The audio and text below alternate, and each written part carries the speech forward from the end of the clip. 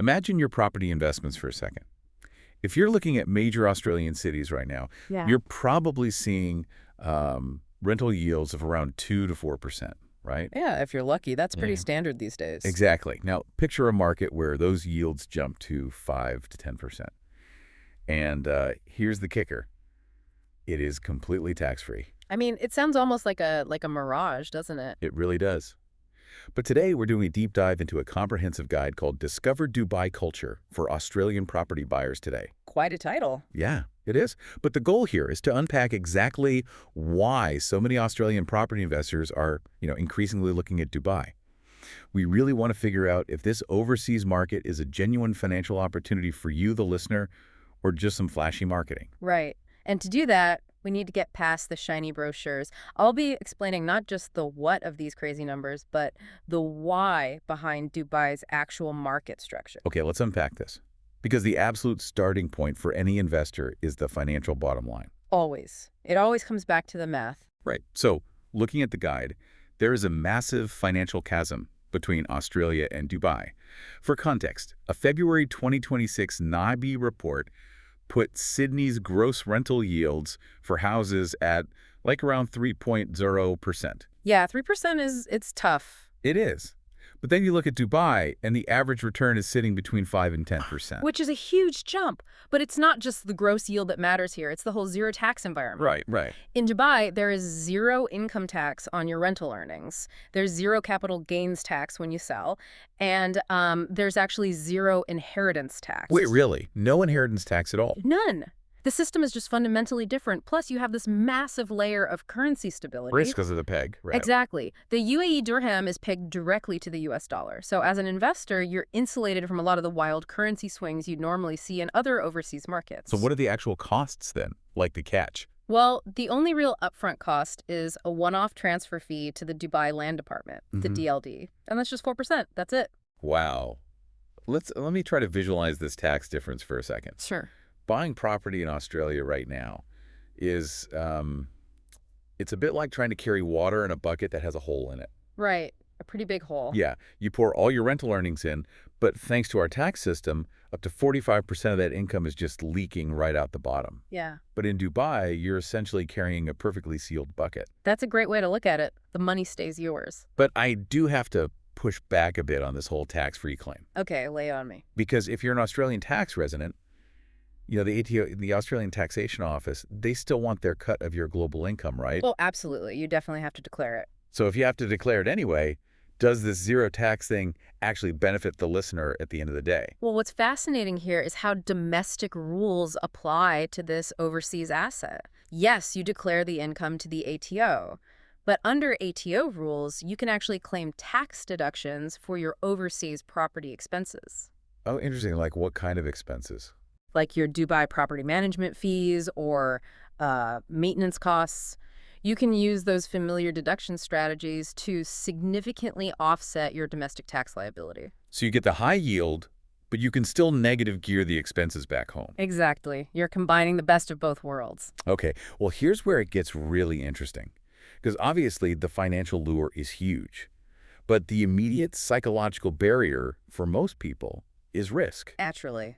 Sending money across the world is scary. Right. And a lot of people might view the Middle East as a bit of a Wild West when it comes to legalities. How safe is it, really? It's incredibly secure, actually. First off, Australians get 100% freehold ownership. Which means, just to clarify, you own the land and the building outright. Yes. There are no time limits. A lot of overseas markets only offer 99-year leaseholds.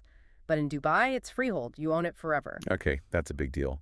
And the guide also mentions the DLD operates something similar to our Torrens title system. Yeah, the Dubai Land Department Registry is basically identical in function to the Torrens system. It's a single, centralized government register. If your name is on it, the property is legally yours. No questions asked. So the legal framework is very familiar to an Aussie. But what about this off-plan buying model the guide talks about? Because that sounds, It sounds risky, I know. yeah, it sounds terrifying. You're buying a property before it's even built. It's like buying a car before the factory is even constructed. Lower upfront costs, interest-free installments, it's very appealing on paper. But how does a listener know the developer won't just walk away with their cash? Well, this is where Dubai really stepped up. They introduced RERA Law No. 8 of 2007. Okay, what did that do? It mandates that all off-plan payments go into a government-supervised, project-specific escrow account. So the developer doesn't get the money directly. Exactly. They can't touch it. The funds are only released from that escrow account upon highly verified construction milestones. Oh, wow. So if they stop building, The money stops flowing. It completely removes developer insolvency risks. This makes remote transactions so secure that even Dubai banks offer mortgages to non-resident Australians. wait, really? You can get a local mortgage without living there? Yep. You just need standard documents. Passport, 3 to 6 months of bank statements, and a salary certificate. The banks feel safe because the underlying asset is heavily protected by the government. Okay, so the money is legally safe. That's established. Let's shift focus to the physical reality. Mhm. Where exactly is all this money going? What do these neighborhoods actually look like? So the guide highlights 3 key neighborhoods for Aussie investors. The first one is Dubai Marina. Yep. Here, you're looking at yields around 5 to 7%. Properties range from about 800K to 3 million dirhams.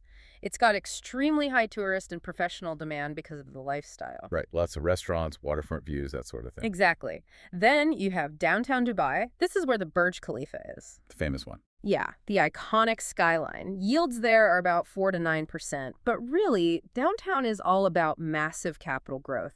You're buying a piece of a globally recognized landmark. Got it. And the third area? Business Bay. This is the corporate hub. Yields there are 6 to 8%, but they can actually exceed 10% sometimes. Wow, over 10%. Why so high? Because of the multinational tenant demand, executives moving in and out, corporate housing budgets, it's a very lucrative rental market. And the guide also mentioned some crazy luxury stuff happening, right? Oh, yeah. The sheer luxury is insane. You've got Skyblade by Bugatti, Mercedes-Benz places, and Bugatti residences. They are literally building branded skyscrapers. That's wild. So what does this all mean for a normal investor, though? Like, if you're building a portfolio from scratch, do you chase the flashy brand name residences with the Burj Khalifa views, or do you go straight to Business Bay for that 10% yield? Well, if we connect this to the bigger picture, it really depends on your goals. Different assets serve different purposes. Makes sense. If you want pure rental income, studios in Business Bay yielding 7 to 9% are your best bet. But if you're looking for long-term capital appreciation, you might look at luxury villas or those high-rises. They yield a bit less, say 6 to 8%, but the asset value grows faster. Right. Okay, so we've covered the buildings and the yields. Let's transition to the people, because properties need tenants. And, well, sometimes investors actually become residents. Sure. What is the actual cultural reality for an Aussie moving to or investing in Dubai? Is it a huge culture shock? Not as much as you'd think. The expat reality there is huge. There are over 200 nationalities living in Dubai. 200? Yeah. And it consistently ranks incredibly high for global safety. Plus, there are already about 24,000 Australians living in the UAE right now. That's a massive community. It really is. The guide mentions the Australian Business Council Dubai, the ABCD.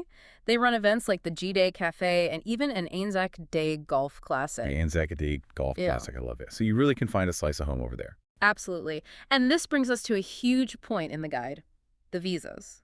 Specifically, the Golden Visa. Okay, I've heard of this. How does it work? It's a 10-year renewable residency visa. You get it if you make a minimum property investment of 2 million dirhams. Which is roughly, what, around 790,000 Australian dollars? Roughly, yeah.